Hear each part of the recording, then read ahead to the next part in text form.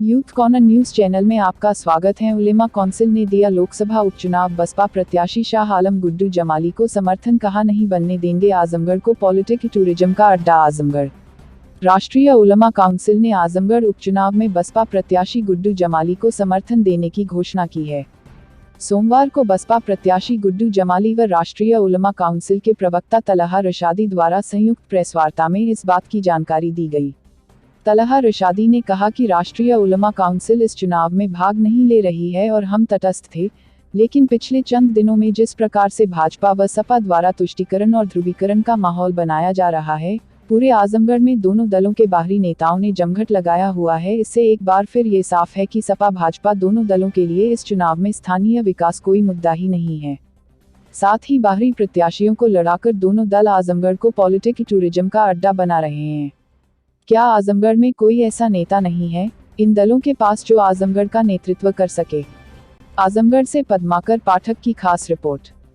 साहब बैठे हुए, जिला प्रभारी हाजी शकील साहब बैठे हुए हैं, राम कुमार कन्नौजिया जी बैठे हुए हैं, तमाम कार्यकर्ता, सबने ये फैसला किया है मुश्तरका तौर पे कि इस चुनाव में हम जनपद के लाल के लिए, जिसने जनपद के हर दुख सुख दुख में खड़ा होकर जनपद के लोगों की सेवाएं की हैं, आवाम की सेवा की है, उसका हम सपोर्ट करेंगे। और यही जनपद की आवाम की मांग है, ये उनके दिलों की मांग है। हमने लगातार सर्वे किया, क्योंकि हम चुनाव में तटस्थ थे, तो हमने लोगों के बीच में हर वर्ग से, हर चाहे वो किसी जाति धर्म के लोगों से ये बात की, उनसे उनके दिल का हाल जानना चाहा, तो सबकी ये एक तरफा राय थी कि गुड्डू जमाली साहब को सपोर्ट किया जाए, क्योंकि उन्होंने साबित किया है।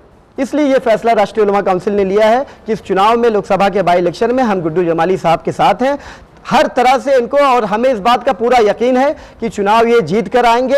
और जो एक मुस्लिम समाज में एक भ्रम फैलाने की कोशिश की जा रही थी, मैं समझता हूं कि आज के समर्थन से वो तमाम भ्रम खत्म हो जाएंगे। और अन्य समाज जो साथ में चल रहा था, वहां पे एक मैसेज देने की ये कोशिश की जा रही है कि मुस्लिम समाज इनसे भाग रहा है।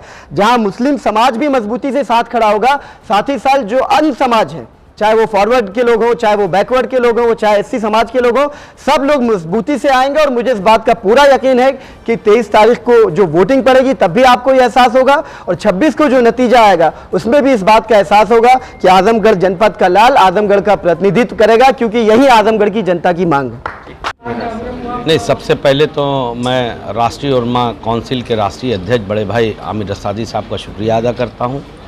उनके साहबजादे जो इस पार्टी के एक तरीके से रूह रमा हैं, उनका शुक्रिया अदा करता हूँ। तलहा भाई का, ये हमसे छोटे हैं, प्रदेश अध्यक्ष जी बगल में बैठे हैं, और तमाम जो कार्यकारिणी इनकी बैठी हुई है, इन सब का शुक्रगुजार हूँ, एहसानमंद हूँ कि उन्होंने ये सही चीज़ को इन लोगों ने समझा और खड़े हुए कि नहीं, हम लोग आपके साथ हैं, और यकीनन फ़र्क पड़ेगा, यकीनन फ़र्क पड़ेगा। पाँचों विधानसभा में इन लोगों का अपना कैडर है, वोट है, तो फ़र्क पड़ेगा। जिस तरह से समाजवादी पार्टी, देखिए, मैं तो सही बात ये है कि हम लोग तो यहीं खेले बड़े हुए हैं, ये ज़िला मेरा है, कोई ऐसा तो नहीं है, हमें बहुत पहले का रिश्ता है। मुझे खुशी इस बात की है कि सही चीज़ को समझा हमारे भाइयों ने। तलहा ने अभी जो बात कही है, यही तो मैं कह रहा हूँ, और उन्होंने तो बहुत इतना डिटेलिंग किया और अच्छे से अपनी बात को रखा। मैं नहीं समझता कि अब कुछ बचा है कहने के लिए। अब जो रहा साहब उनका था, वो भी ख़त्म हो जाएगा। जो किले की वो बात करते हैं ना, वो बिल्कुल ज़मींदोश हो चुका है, ख़त्म हो चुका है, ध्वस्त हो चुका है। फर्जी गाड़ियाँ लेके घूम रहे हैं, तो देखिए, बाहर के लोग एक शो पीस हो सकते हैं, दे में भी एक गुड शो पीस, लेकिन वोट तो लोकल जनता देगी भाई।